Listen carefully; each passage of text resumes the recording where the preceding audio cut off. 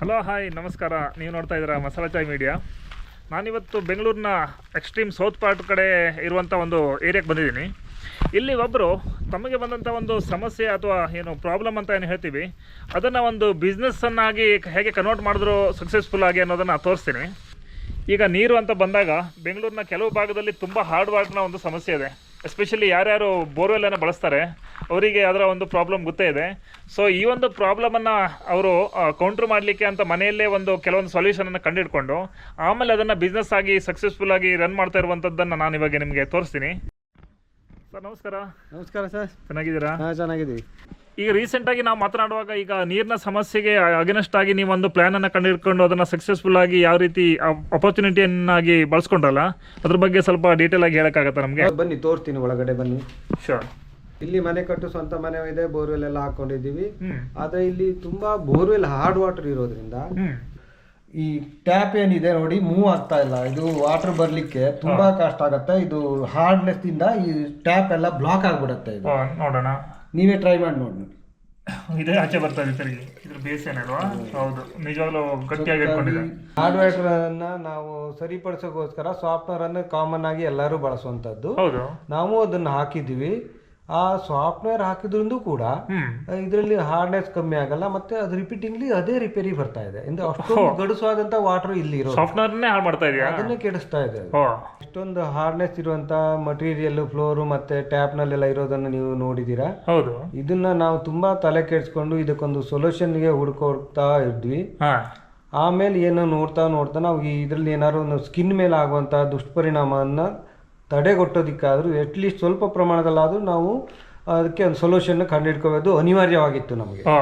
ಆಮೇಲೆ ನಾವು ಏನು ಮಾಡಿದ್ವಿ ಅಂದರೆ, ಇದು ಸೋಪಿಂದ ಏನಾದ್ರು ಸೊಲ್ಯೂಷನ್ ಸಿಗ್ಬೋದು ಅಂತೇಳಿ ಬೇರೆ ಬೇರೆ ಪ್ರಾಡಕ್ಟ್ ಸೋಪ್ ಎಲ್ಲ ಯೂಸ್ ಮಾಡಿ ನೋಡಿದ್ವಿ. ಅದರಿಂದ ನಮ್ಗೆ ಸಮಸ್ಯೆಗೆ ಏನು ಸ್ಯಾಟಿಸ್ಫ್ಯಾಕ್ಷನ್ ಸಿಕ್ಕಿಲ್ಲ, ಪರಿಹಾರ ಸಿಕ್ಕಿಲ್ಲ.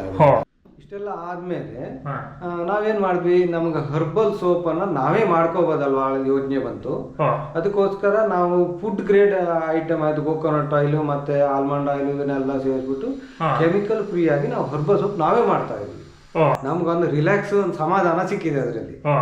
ಈ ವೈಟ್ ಆಗೋದೆಲ್ಲ ಮಾಯ ಆಗ್ಬಿಟ್ಟು ಅದೇ ನಾವು ಕೋಕೋನಟ್ ಆಯಿಲ್ ಹಚ್ಕೊಂಡು ಬಾತ್ರೂಮ್ ಇಂದ ಬಂದಿದ್ದೀವೋ ಅಷ್ಟು ಫೀಲಿಂಗ್ ಬಂತು ನಮ್ಗೆ. ಆಮೇಲೆ ನಾವು ನೆಕ್ಸ್ಟ್ ಏನು ಇದರಲ್ಲಿ ರಿಲೇಟಿವ್ಸ್ ಬಂದವರು ಎಲ್ಲ ಇದೇ ಯೂಸ್ ಮಾಡಿದ್ಮೇಲೆ ಅವರು ನಮ್ಮತ್ತೆ ಕೇಳಲಿಕ್ಕೆ ಇದು ಯಾವ ಸೋಪು ಗೊತ್ತಾಗ್ತಾ ಇಲ್ಲ, ಎಲ್ಲಿ ಸಿಕ್ಕಿದೆ ಅಂತ ಅವರಿಗೆ ಸ್ವಲ್ಪ ಯೋಚನೆ ಬಂದು ಕೇಳಲಿಕ್ಕೆ ಶುರು ಮಾಡಿದ್ರು. ಮನೆಗೆ ಬಂದವರೆಲ್ಲ ನಮ್ಗೆ ಸೋಪ್ ಬೇಕು ಪುನಃ ಫೋನ್ ಮಾಡಿ ಕೇಳಿದಾಗ ನಮ್ಗೆ ಅದರಿಂದ ತುಂಬಾ ಹೆಮ್ಮೆನೂ ಅನ್ನಿಸ್ತು. ಜೊತೆಲಿ ನಮ್ ಜವಾಬ್ದಾರಿ ಹೆಚ್ಚಾಯ್ತು. ಹೇಗೆ ಅಂತ ನಮ್ಗೆ ಅವರು ಇಂಪ್ರೂವ್ ಮಾಡ್ಬೇಕಿತ್ತು, ನಾವು ಅದನ್ನೇ ಕ್ವಾಲಿಟಿಯನ್ನೇ ಮೇಂಟೈನ್ ಮಾಡೋದು, ಕಂಟಿನ್ಯೂಸ್ ಇಂಪ್ರೂವ್ ಮಾಡ್ಕೊಂಡು ಹೋಗೋದು, ಅದು ಜವಾಬ್ದಾರಿ ಹೆಚ್ಚಾಗ್ತಾ ಹೋಯ್ತು ನಮ್ಗೆ. ಅದನ್ನ ಮೇಂಟೈನ್ ಮಾಡೋಕ್ಕೋಸ್ಕರ ನಾವು ತುಂಬಾ ಎಫರ್ಟ್ ಹಾಕಿದ್ವಿ. ಅಂದ್ರೆ ಇದರಿಂದ ತುಂಬಾ ಪರಿಶ್ರಮ ಇಲ್ಲ, ಇದು ತುಂಬಾ ವರ್ಷದಿಂದ ನಾವು ಕಂಟಿನ್ಯೂಸ್ ಆಗಿ ಎಫರ್ಟ್ ಹಾಕಿ ತಗೊಂಡು ಬಂದಿರೋದು ಈ ಮಟ್ಟಕ್ಕೆ. ಇವರ ಸೋಪ್ನ ಯೂನಿಟಿಗೆ ಬಂದರೆ ಯಾವುದೋ ಸೋಪ್ನ ಫ್ಯಾಕ್ಟ್ರಿ ಬಂದಂಗೆ ಅನ್ಸುತ್ತೆ. ಅಫ್ಕೋರ್ಸ್ ಇದು ಸೋಪನ್ನು ತಯಾರು ಮಾಡುವಂಥ ಜಾಗನೇ, ಬಟ್ ಊರೆಲ್ಲ ಪರಿಮಳ ಅಂತಾರಲ್ಲ ಆ ಥರ ಸಿಕ್ಕಾಪಟ್ಟೆ ಪರಿಮಳ ಇದೆ. ನೋಡಿ, ಯಾವುದೋ ಒಂದು ಪೇಪರ್ಮೆಂಟು ಅಥವಾ ಕ್ಯಾಂಡಿನೋ ಅರ್ಧ ತಿಂದ್ಬಿಟ್ಟು ನಾವು ಏನು ಹೊರಗಡೆ ಬಾಯಿನ ತೆಗೆದಾಗ ಯಾವ ರೀತಿ ಒಂಥರ ಶೈನಿಂಗ್ ಇರುತ್ತೆ ಆ ರೀತಿಲಿ ಕಾಣಿಸ್ತಾ ಇದೆ. ಮತ್ತು ಇನ್ನೊಂದು ರೀತಿಲಿ ನೋಡಿದ್ರೆ ಹಪ್ಪಳವನ್ನು ಒಣಗಿಸಿ ಹಾಕಿದಾರೋ ಅಂತ ಅನಿಸುತ್ತೆ. ಆ ರೀತಿಲಿ ಇವರು ಸೋಪನ್ನು ರೆಡಿ ಮಾಡಿಟ್ಟಿದ್ದಾರೆ. ಸರ್, ಇದನ್ನು ಟಚ್ ಮಾಡ್ಬೋದಾ ಕೈಲಿ? ಮುಟ್ಟಿ ನೋಡಿ. ಓಕೆ, ನೋಡೋಣ. ಇದು ವಾವ್, ಪಾರದರ್ಶಕವಾಗಿರುವಂತಹ ಸೋಪು. ಸರ್, ಇದು ಯಾವ ಸೋಪ್? ಇದು ಮನೆಗೋಸ್ಕರ ಮಾಡಿರೋ, ನಾವು ಬಿಗಿನಿಂಗ್ ಅಲ್ಲಿ ಮಾಡಿರೋದಂತ. ಇದು ಒಳ್ಳೆ ಕ್ವಾಲಿಟಿ ಗ್ಲೀಸರಿನ್ ಉಪಯೋಗಿಸಿ ಮಾಡಿರುವಂತ ಗ್ಲೀಸರಿನ್ ಸೋಪ್. ಗ್ಲಿಸರಿನ್ ಸೋಪ್ ಇದು? ಗ್ಲೀಸರಿನ್ ಸೋಪ್.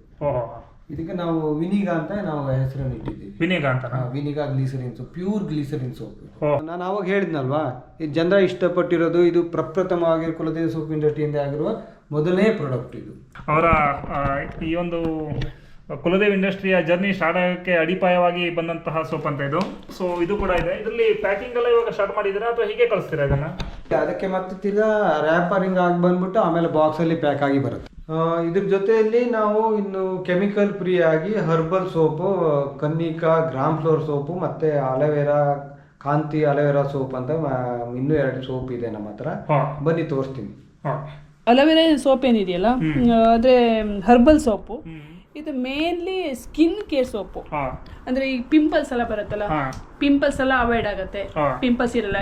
ತುಂಬಾ ಜನ ಯೂಸ್ ಮಾಡಿದವರು, ಪಿಂಪಲ್ಸ್ ಇದ್ದವ್ರು ಯೂಸ್ ಮಾಡಿದವರು ಹೇಳಿದ್ದಾರೆ ಇಲ್ಲ ತುಂಬಾ ಚೆನ್ನಾಗಿದೆ, ಇದು ವರ್ಕೌಟ್ ಆಗಿದೆ ಅಂತ ಹೇಳಿದ್ರೆ. ಹಾ ಇದು ಗ್ರಾಮ್ ಫ್ಲೋರ್ ಸೋಪ್, ನಿಮ್ಗೆ ಗೊತ್ತೇ ಇದೆ ಕಡಲೆ ಹಿಟ್ಟು ಯಾವ ತರ ವರ್ಕ್ ಆಗುತ್ತೆ.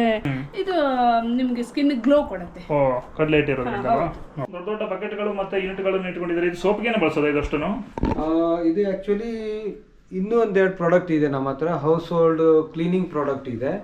ಮೇಜರ್ ಕಮರ್ಷಿಯಲ್ ಆಗಿ ಹೋಗ್ತಾ ಇರೋದು ನಮಗೆ ಇದೇನೆ. ಇದೆಲ್ಲ ರಾ ಮೆಟೀರಿಯಲ್ಗಳು, ಫ್ಲೋರ್ ಕ್ಲೀನರು, ಮತ್ತೆ washing machine liquid, hand wash, ಇವನ್ನೆಲ್ಲ ಐಟಮ್ ಅನ್ನೇ, ಗ್ಲಾಸ್ ಕ್ಲೀನರು ಆಡ್ ಮಾಡಿದ್ದೀರಾ? ಎಲ್ಲ ನಮ್ಮ ಹತ್ರ ಆಡ್ ಆಗಿದೆ. ಅದು ರೆಡಿತಾ ಇದೆ ಇವಾಗ. ಓ ಮೇಜರ್ ಆಗಿ ಆಗಿದ್ರೆ ಇದೊಂದು ಸೋಪ್ ಒಂದೇ ಅಲ್ಲ ಆಗಿದ್ರೆ? ಸೋಪ್ಗಿಂತ ಮೇಜರ್ ಆಗಿ ಇದೇ ನಡೀತಾ ಇದೆ ಇವಾಗ. ಹೌದಾ? ಒಂದು ನಿಮ್ಮ ಯಶಸ್ಸಿನಿಂದ ಕೇವಲ ಸೋಪ್ನಿಂದ ಶುರು ಆದ್ರೂ ಕೂಡ ಆಮೇಲೆ ಕಂಟಿನ್ಯೂ ಆಗ್ತಾ ಇರುವಂತದ್ದು ಬೇರೆ ಬೇರೆನೇ ಆಗಿದ್ರೆ? ಇದು ಬಂದ್ಬಿಟ್ಟು ಟಾಯ್ಲೆಟ್ ಬೌಲ್ ಕ್ಲೀನರು, ಕುಲದೇವ್ ಟಾಯ್ಲೆಟ್ ಬೌಲ್ ಕ್ಲೀನರ್. ಓಕೆ. ಇದು ಕೂಡ ನೀವು ಪ್ರಾಕ್ಟೀಸ್ ಮಾಡಿ ಹೇಗೆ ಅಂದ್ರೆ ಇದು ಕಲ್ತ್ರಿ? ಈಗ ಸೋಪಿಗೆ ಇದಕ್ಕೂ ಬಹಳ ಡಿಫ್ರೆನ್ಸ್ ಇದೆ ಅಲ್ವಾ? ಹೌದು. ಆಥರೈಸ್ಡ್ ಟ್ರೈನಿಂಗ್ ಸೆಂಟ್ರಲ್ಲಿ ಟ್ರೈನಿಂಗ್ ತಗೊಂಡ್ಬಿಟ್ಟು ಲೈಸೆನ್ಸ್ ಎಲ್ಲ ತಗೊಂಡೆ ನಾವು ಮಾಡ್ತಾ ಇದೀವಿ. ಓ ಇದಕ್ಕೆ ಲೈಸೆನ್ಸ್ ಬೇಕಾಗುತ್ತೆ? ಲೈಸೆನ್ಸ್ ಎಲ್ಲ ಇದೆ. ನೆಕ್ಸ್ಟ್ ಒಂದು ಪ್ರಾಡಕ್ಟ್ ಇದೆ ನೋಡಿ, ಕುಲದೇವ್ ಬ್ರ್ಯಾಂಡ್ ಇಂದ ನಾವು ಫ್ಲೋರ್ ಕ್ಲೀನರ್ ಆಗಿ ಲಾಂಚ್ ಮಾಡಿರೋದು. ಓ ಇದು ಯಾವ ಸ್ಮೆಲ್ ಇಂದ? ಇದು ಲೆಮನ್ ಫ್ಲೇವರ್ ಇದೆ. ಇದು ಕೂಡ ಹಾಗೇನೆ. ಇದು ಇನ್ನೊಂದು ಅದರಲ್ಲಿ ಫ್ಲೇವರ್ ಬೇರೆ ಹಾಕಿ ಮಾಡಿದೀವಿ. ಸ್ವಲ್ಪನೇ ಹಾಕಿದ್ರೆ ಸಾಕು. ಈಗ ಓದಿದ್ ನಾವು ಇದನ್ನು ಯೂಸ್ ಮಾಡಿ ನೋಡಿದೀವಿ, ಫ್ಲೋರ್ ಕ್ಲೀನರ್. ಅದು ನಾವು ತುಂಬಾ ಜಾಸ್ತಿ ಹಾಕ್ತಿವಿ. ಇದು ಒಂದು ಸ್ವಲ್ಪ ಹಾಕಿದ್ರು, ಒಂದ್ ಬಕೆಟ್ ಹಾಕೊಂಡ್ರು, ಒಂದೇ ಮುಚ್ಚಲೆ ಒಂದು 10 ml 15 ml ಹಾಕಿದ್ರು ಚೆನ್ನಾಗಿ ಕ್ಲೀನ್ ಆಗುತ್ತೆ. ತುಂಬಾ ಜಾಸ್ತಿ ಹಾಕಿದ್ರೆ ಏನಾಗುತ್ತೆ ಅಂದ್ರೆ ಕ್ವಾಲಿಟಿ ಇರೋದಕ್ಕೆ ಅಂಟ್ಕೊಂಡಂಗ ಆಗುತ್ತೆ. ಆಗುತ್ತೆ. ತುಂಬಾ ಹಾಕ್ಬಾರ್ದು, ಕಡಿಮೆ ಹಾಕಿದ್ರೆ ಮಾತ್ರ. ಯಾಕೆಂದ್ರೆ ಕ್ವಾಲಿಟಿ ಇದೆ. ನಾವು ಉಳಿದಿದ್ದೆಲ್ಲ ಏನ್ ಮಾಡ್ತೀವಿ, ನಾವು ಫ್ಲೋರ್ ಕ್ಲೀನರ್ ಜಾಸ್ತಿ ಹಾಕ್ತಿವಿ. ಇದು ಜಾಸ್ತಿ ಬೇಕಾಗಲ್ಲ, ಕಡಿಮೆ ಸಾಕು. ಇದು ಎಷ್ಟು ಒಂದ್ ಬಕೆಟ್ ಎಷ್ಟು ಹನಿ ಹಾಕ್ತೀರಾ ನೀವು?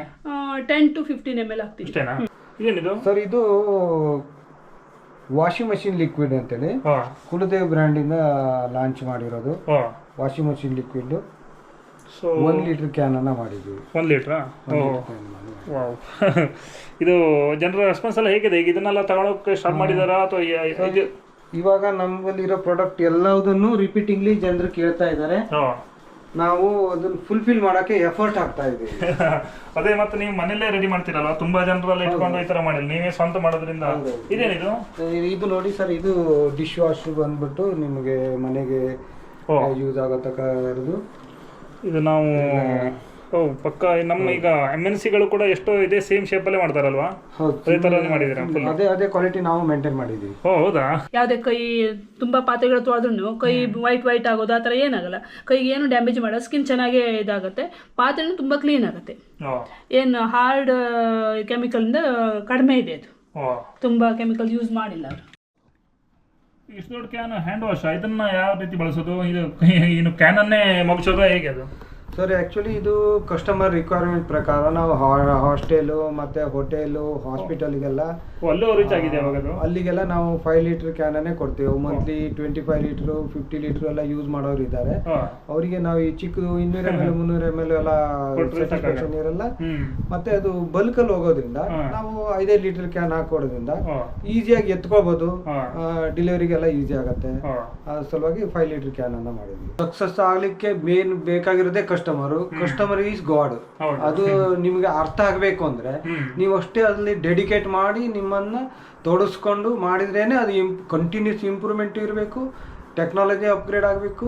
ನಾವು ಅಪ್ಗ್ರೇಡ್ ಆಗ್ತಾ ಹೋಗ್ತಾನೆ ಮಾಡ್ಕೊಂಡು ಹೋದ್ರೇನೆ ಈ ಬಿಸ್ನೆಸ್ ಸಕ್ಸಸ್ ಹೇಳಿ ಬರುತ್ತೆ. ಆ ಸಕ್ಸಸ್ ಬರಬೇಕು ಅಂದ್ರೆ ಕಸ್ಟಮರ್ ಈಸ್ ಗಾಡ್ ಹೇಳೋದು ಮೀನಿಂಗ್ಫುಲ್ ಆಗಿ ನಿಮ್ಗೆ ಅರ್ಥ ಆಗುತ್ತೆ. ನಿಮ್ಮ ಕಸ್ಟಮರ್ಸ್ಗೆಲ್ಲ ಹೇಗೆ ಡಿಸ್ಟ್ರಿಬ್ಯೂಟ್ ಮಾಡ್ತೀರಿ? ಒಬ್ಬರೇ ಮ್ಯಾನೇಜ್ ಮಾಡ್ಕೊಂಡು? ನಾರ್ಮಲ್ ಆಗಿ ಇಲ್ಲಿ ನಮಗೆ 1-2 ಪ್ರಾಡಕ್ಟ್ನಿಂದ ಸ್ಟಾರ್ಟ್ ಮಾಡಿರೋದು. ಜೊತೆ ಕಸ್ಟಮರ್ಗೆ ಏನು ರಿಲೇಟಿವ್ಸು ಅವರು ಮತ್ತು ಹತ್ತಿರದಲ್ಲಿರೋರು ಎಲ್ಲ ನಾವು ಓನ್ ವೆಹಿಕಲಲ್ಲಿ ಹೋಗ್ಬೇಕಿದ್ರೆ ಬರಬೇಕಿದ್ರೆ ಅವರಿಗೊಂದು ಇದು ಮಾಡಿಕೊಡ್ತಾ ಇದ್ದೀವಿ. ಮೋರ್ ದೆನ್ 10 ಕಿಲೋಮೀಟರ್ಸ್ ಇದ್ದರೆ ನಾವು ಕೆಲವರಿಗೆಲ್ಲ ಕೊರಿಯರ್ ಮಾಡ್ತೀವಿ, ಅವರು ಇದು ಮಾಡ್ತೀವಿ. ಇಲ್ಲಾಂದರೆ ಟ್ರಾನ್ಸ್ಪೋರ್ಟೇಷನ್ ಎಕ್ಸ್ಟ್ರಾ ಚಾರ್ಜ್ ಮಾಡಿ ಅವರಿಗೆ ಕೊಡ್ತಾ ಇದ್ದೀವಿ. ಅಂತೂ ಅವ್ರ ಟೈಮಿಗೆ ರೀಚ್ ಆಗೋ ಥರ ಮಾಡಿದ್ವಿ. ಇವಾಗೇನು ಬೆಂಗಳೂರಲ್ಲಿ ಬೇಜಾನ್ ಪೋರ್ಟರು ಅದು ಇದು ಬೇಜಾನ್ ಇದು ಡಿಸ್ಟ್ರಿಬ್ಯೂಟರ್ಸ್ ಬಂದಿದ್ದಾರೆ, ಅದನ್ನು ಯೂಸ್ ಮಾಡ್ತಾ ಇದ್ದೀವಿ. ಸೂಪರ್. ಇವಾಗ ಇಷ್ಟೊತ್ತು ನಾವು ಈ ರೀತಿ ಮನೆಯಲ್ಲೇ ಒಂದು ಚಿಕ್ಕ ಸೋಪ್ನಿಂದ ಪ್ರಾರಂಭ ಆದಂಥ ಬಿಸ್ನೆಸ್ ಇವಾಗ ಇಷ್ಟು ದೊಡ್ಡ ಯೂನಿಟ್ ಆಗಿ ಮತ್ತು ರಾಜ್ಯದ ಬೇರೆ ಬೇರೆ ಕಡೆ ಕೂಡ ಇವರ ಪ್ರಾಡಕ್ಟ್ಸ್ಗಳು ಈಗ ಜಸ್ಟ್ ಕಿಕ್ ಸ್ಟಾರ್ಟ್ ಆಗಿದೆ ಅಂತೆ. ಅದನ್ನು ಕೇಳೋಕ್ಕೂ ಕೂಡ ನನಗೆ ಖುಷಿ ಆಯಿತು. ಸುಬ್ರಹ್ಮಣ್ಯ ಹೆಗಡೆ ಅವರಿಗೆ ತುಂಬ ಧನ್ಯವಾದ ಇಷ್ಟೊತ್ತು ನಮ್ಮ ಜೊತೆ ಮಾತನಾಡಿದ್ರೆ. ನಿಮ್ಮ ಒಂದು ಬ್ಯುಸಿ ಶೆಡ್ಯೂಲ್ನಲ್ಲೂ ಕೂಡ ಸಮಯವನ್ನು ಕೊಟ್ಟಿದ್ದೀರಾ. All the best. ಇನ್ನೂ ಬೇರೆ ಬೇರೆ ಕಡೆಗಳಲ್ಲಿ ನಿಮ್ಮ ಪ್ರಾಡಕ್ಟ್ಸ್ಗಳು ಹೋಗೋಂಗಾಗಲಿ, ಇನ್ನಷ್ಟು ಯುವಕರಿಗೆ ಮಾದರಿ ಆಗಲಿ, ಇನ್ನಷ್ಟು ಜನಕ್ಕೆ ಕೆಲಸ ಕೊಡೋಂಗಾಗಲಿ especially. Thank you so much. Okay, ಧನ್ಯವಾದಗಳು.